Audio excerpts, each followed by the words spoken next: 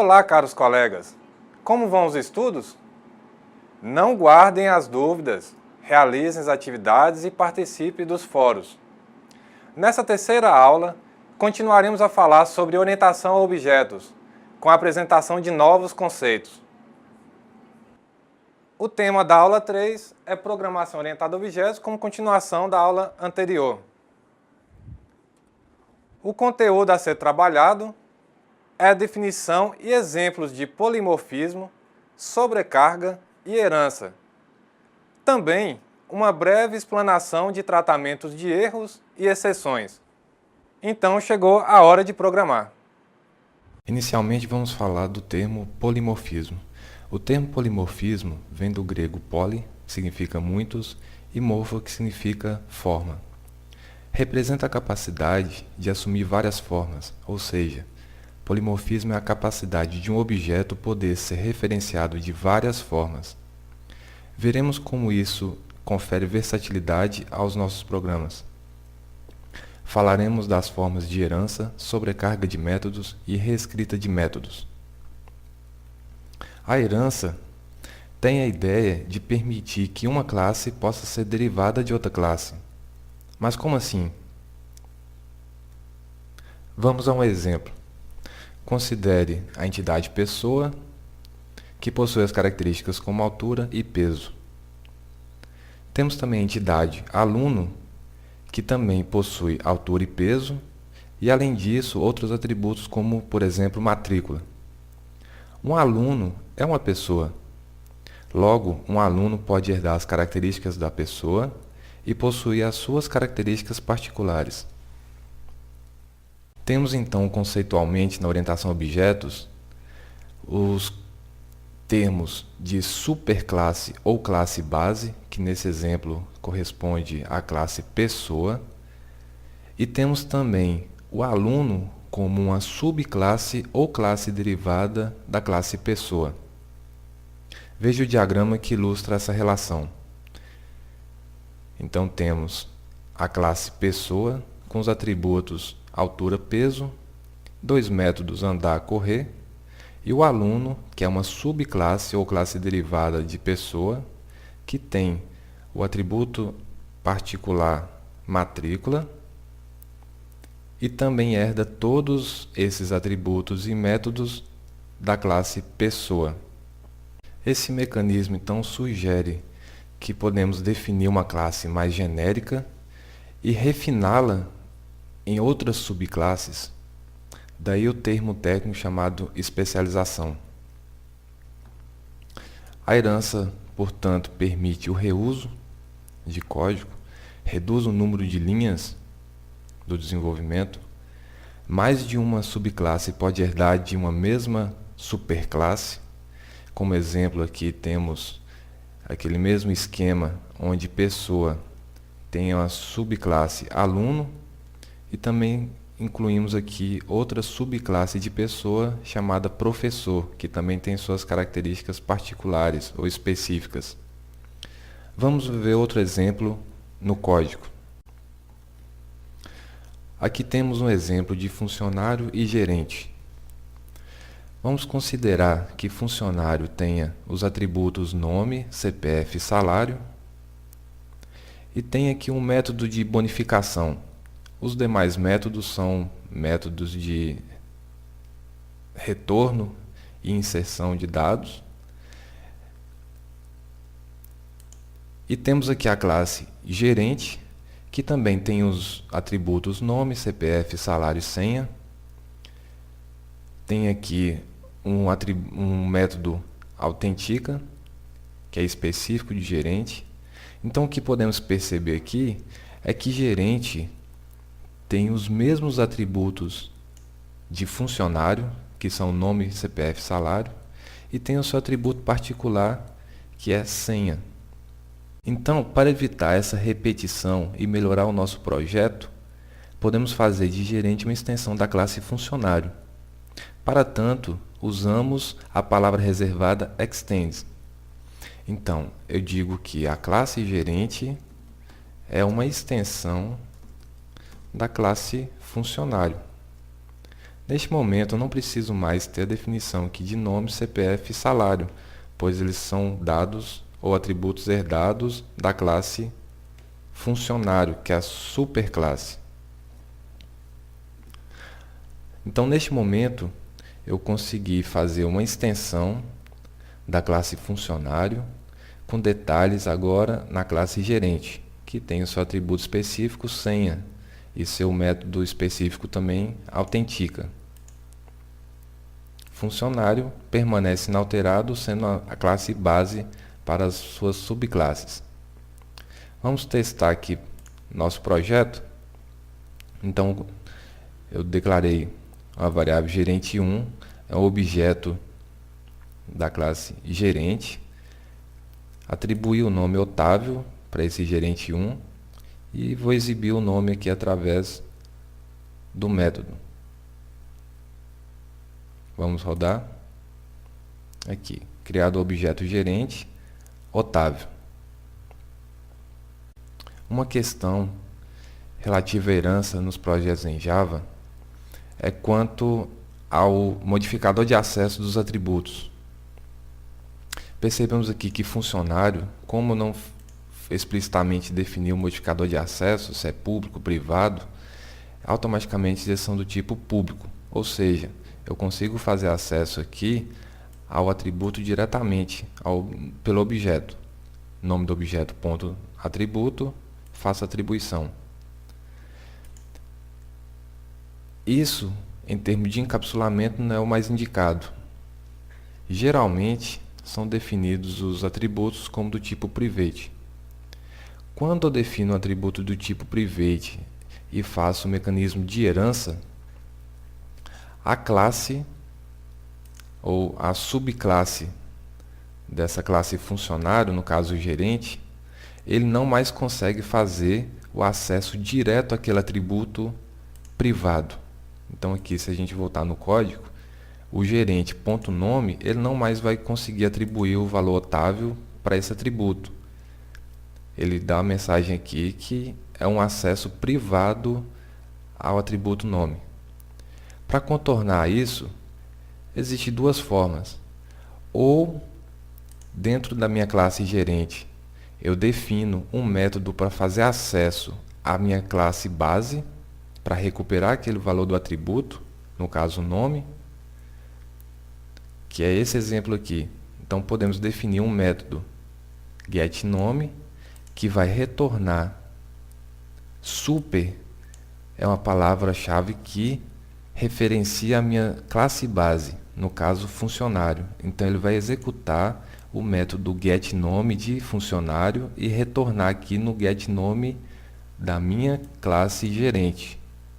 Então aqui eu poderia, por exemplo, fazer o retorno desse objeto através de getNome. Aqui, para setar o nome, então, eu precisaria fazer um método public string void setNome. Aqui eu passaria qual esse valor e faria setNome valor. Aqui eu estou setando através também do método chamado na referência da classe base. Eu estou setando o valor ao atributo nome. Então aqui no lugar de gerente.nome Otávio, eu tenho que colocar set nome, passando argumento Otávio. Não mais foi identificado o erro, objeto criado, e conseguiu agora retornar o valor do atributo nome, que é Otávio. Outra forma de resolver essa questão do acesso é se o meu atributo ele for definido do tipo protect. Falamos disso na aula passada. Esse modificador ele só pode ser acessado ou visível pela própria classe ou as suas subclasses. Então, neste caso, como eu estou fazendo gerente uma subclasse de funcionário, ele terá o acesso direto também ao atributo nome. Então, neste momento, eu também consigo fazer gerente.nome igual, por exemplo, Maria. Então, estou aqui subscrevendo, né, alterando o valor de Otávio para Maria. Se eu executar, o nome atual, então, é Maria. Então, essa é outra forma de ser realizado o acesso dos atributos da minha superclasse a partir da minha classe derivada. Em termos de encapsulamento, o mais interessante ou o mais recomendável talvez seja colocar os atributos do tipo private e fazer métodos dentro da classe derivada que acesse a superclasse para modificar e recuperar esse valor do atributo. Mas aqui a nível de exemplo vamos deixar dessa forma. A sobrecarga de métodos possibilita a existência de vários métodos com o mesmo nome em uma mesma classe. Esses métodos, por sua vez, devem possuir uma assinatura diferente. A assinatura de um método é uma lista que indica os tipos de todos os seus argumentos. Por exemplo, vimos isso quando falamos da sobrecarga de construtores. Em nosso exemplo aqui, eu tenho o gerente com um construtor onde ele retorna uma mensagem falando que o objeto foi criado, e temos aqui uma sobrecarga do construtor para essa classe, onde ele recebe um parâmetro que é a senha que vai ser armazenada no seu atributo senha. Então, neste momento, eu estou fazendo uma sobrecarga. Caso o meu construtor, no momento de criação do objeto, seja sem argumento, ele vai ser chamado o construtor correspondente. Caso seja informado um valor nesse construtor,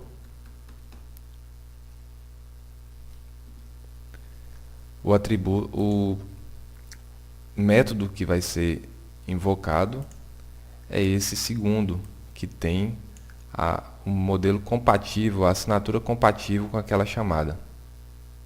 A reescrita de métodos, ela permite implementar um método em uma subclasse que tem um comportamento diferente do método que foi definido na sua superclasse. O que seria isso? Imagina que nesse exemplo, onde temos a entidade funcionário, que tem um método de bonificação. O bonificação do funcionário ela é definido como 10% do seu salário. Mas se considerarmos, por exemplo, que gerente tenha uma bonificação um pouco maior, da forma que está, toda vez que eu executar a bonificação do gerente, vejamos aqui, gerente 1 ponto salário é igual a 5.000. Eu quero saber agora qual é a bonificação desse salário. Então, eu vou emitir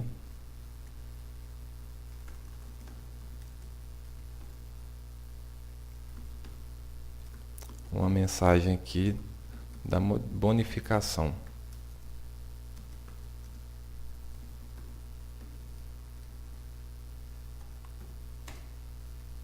Repare que esse método getBonificação não está definido na minha classe gerente, mas por ele ser derivado de funcionário, eu consigo também ter disponível esse método. Se eu executar esse nosso código, veremos que a bonificação para aquele funcionário, no caso o gerente, que tem o salário de 5.000, ele será 10%, ou seja, 500. Mas se eles tiver uma bonificação um pouco maior do que um funcionário comum, então eu teria que fazer o que nós chamamos da reescrita do método. Então vou pegar esse meu método de bonificação, vou na minha classe gerente e vou reescrevê-lo. Ou seja, eu não quero que para gerente eu tenha uma bonificação de 10%, eu quero de 15%. Então, feito isso, eu estou fazendo a reescrita daquele meu método getBonificação da classe funcionário. Estou reescrevendo na classe gerente, agora com a taxa maior de bonificação. Se eu executar agora o meu código, eu verei que no lugar de 500, agora eu tenho um retorno de bonificação de 750. Essa é a característica da reescrita de método. Falamos lá no início que o polimorfismo é a capacidade de um objeto poder ser referenciado de várias formas. Vamos ver agora como isso permite um maior dinamismo e uma melhor escrita da nossa aplicação. Vamos considerar aqui uma classe que efetua o controle de bonificações. Repare que essa classe controle de bonificações, ela tem o seu atributo total de bonificações, que vai ser o somatório de todas as bonificações, e tem um método bonifica, onde recebe um parâmetro do tipo objeto funcionário, que acumula a bonificação daquele funcionário. E tem um segundo método que retorna esse total de bonificações que foram acumuladas. Repare que o parâmetro é em termos do objeto ou da classe funcionário. Voltando aqui à nossa aplicação, vamos considerar então o seguinte exemplo.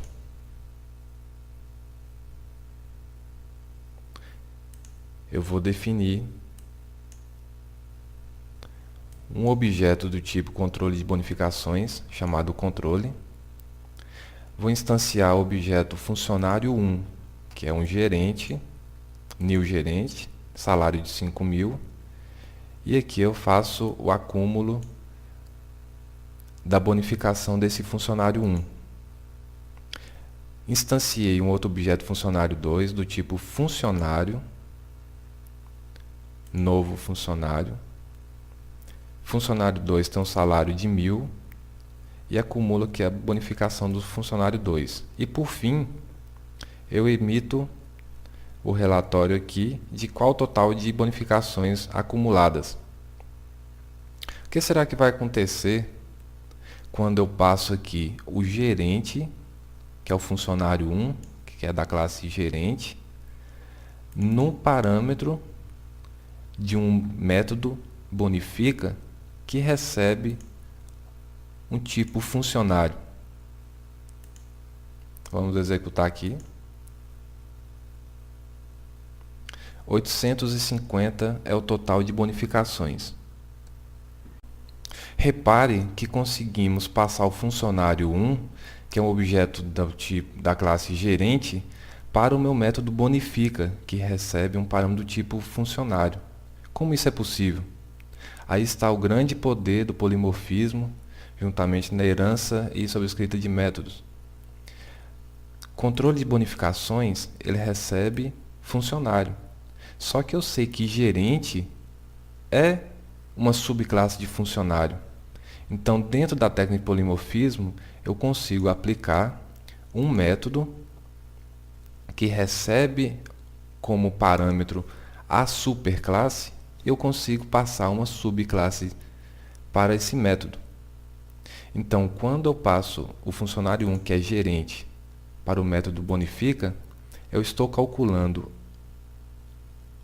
a bonificação conforme o método de gerente, que são 15%. No caso de 5.000, dá 750. Funcionário 2, por sua vez, é exatamente da classe funcionário, é da superclasse. E para a superclasse, a bonificação é de 10%. Logo, para 1.000, a bonificação de funcionário 2 é 100. Somando 750 do gerente mais 100 do funcionário, eu tenho um total de 850. Executando aqui novamente, então o total da bonificação é 850.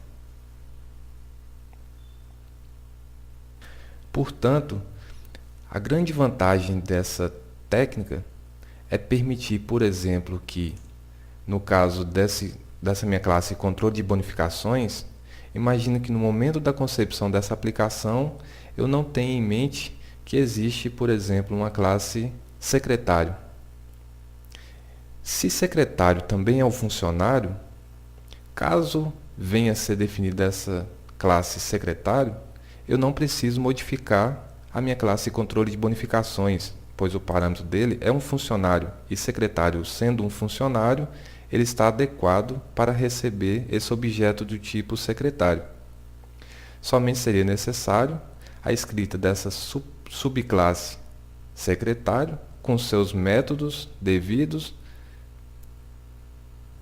e nenhuma outra modificação no código. Uma exceção representa uma situação que normalmente não ocorre e apresenta algo de anormal ou errado no sistema. No entanto, em algumas situações podem ser prevenidas e tratadas pelo programador. Para tanto, existe o bloco chamado try-catch, que é dedicado para o tratamento de exceção. Aqui vemos um exemplo de como é estruturado o bloco try-catch. Temos o try, o bloco monitorado, onde as instruções aqui contidas podem gerar algum tipo de erro. E aí temos os blocos catch, que são para capturar as exceções possíveis desse bloco monitorado. Uma leitura facilitada é tente executar esse bloco e, dada alguma captura de exceção, execute o tratamento adequado. Por fim, aqui temos o bloco finally, que é para tratamento da finalização desse bloco try-catch. Aqui temos um exemplo de uma classe exceção 1 que vai exemplificar o tratamento de uma divisão e um problema comum que é a divisão por zero. Temos 3 inteiros, que é o numerador, denominador e o resultado, e aqui é feita a operação para cálculo da divisão inteira entre esses dois números, numerador, denominador, e a apresentação do resultado. Se executarmos aqui, veremos que a divisão inteira de 5 por 3 dá 1. No entanto, se eu modificar o meu denominador para 0, nós vamos verificar que a execução dessa nossa aplicação acarreta um erro, ou seja, uma exceção foi lançada e interrompeu a execução da nossa aplicação. Como que podemos tratar isso com o bloco try-catch? Primeiro, isolamos a parte do código onde está propenso a ocorrer a exceção. Em seguida, fazemos o lançamento, ou melhor, a captura dessa exceção.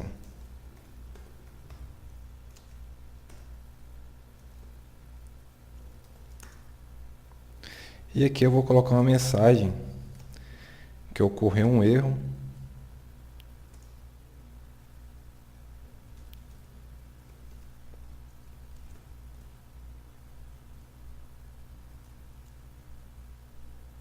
E vou colocar qual erro que ocorreu. Repare que aqui eu estou utilizando um objeto do tipo exception, então é um tratamento genérico. Qualquer exceção que ocorrer nesse bloco de instrução, ele vai ser capturado por esse exception. Se eu executar aqui meu código, eu verei que agora a minha aplicação ela foi executada até o final, apareceu uma mensagem de finalização e o erro foi tratado, agora apresentando uma mensagem que foi uma divisão por zero. Como eu disse, tratamos a exceção de modo genérico, mas eu também poderia tratá-la de modo particular. Ou seja, se eu sei qual a exceção que poderia ocorrer, eu vou trocar aqui a classe dessa minha exceção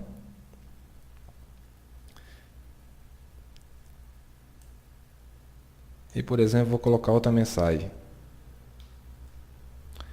Ocorreu um erro, divisão por 0. Vamos executar e ver o que dá. Olha lá, ocorreu um erro, divisão por 0. Porque eu sei que foi essa exceção que ocorreu naquela primeira execução. Para completar, que é opcional, eu poderia usar também o bloco finally. O bloco finally vai ser executado uma vez que entrar pelo bloco try catch, passando ou não pelos tratamentos.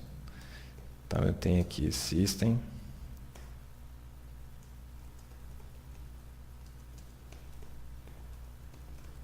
finalizando o bloco try catch. Vamos executar novamente. Então, a minha aplicação finalizou o bloco try catch e finalizou o programa normalmente. Temos agora um outro exemplo sobre o mesmo problema, mas um pouco mais elaborado. No tratamento da divisão por 0, agora eu vou fazer a recepção dos dados pelo usuário.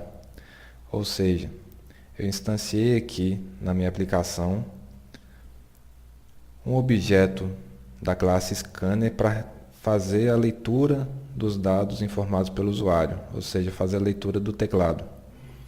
Tenho as mesmas variáveis, numerador e denominador, que serão lidas, e tenho a variável que consolidará o resultado da divisão. O bloco try começa com a impressão, solicitando o numerador da nossa operação. Em seguida, é feita a leitura do número, do numerador.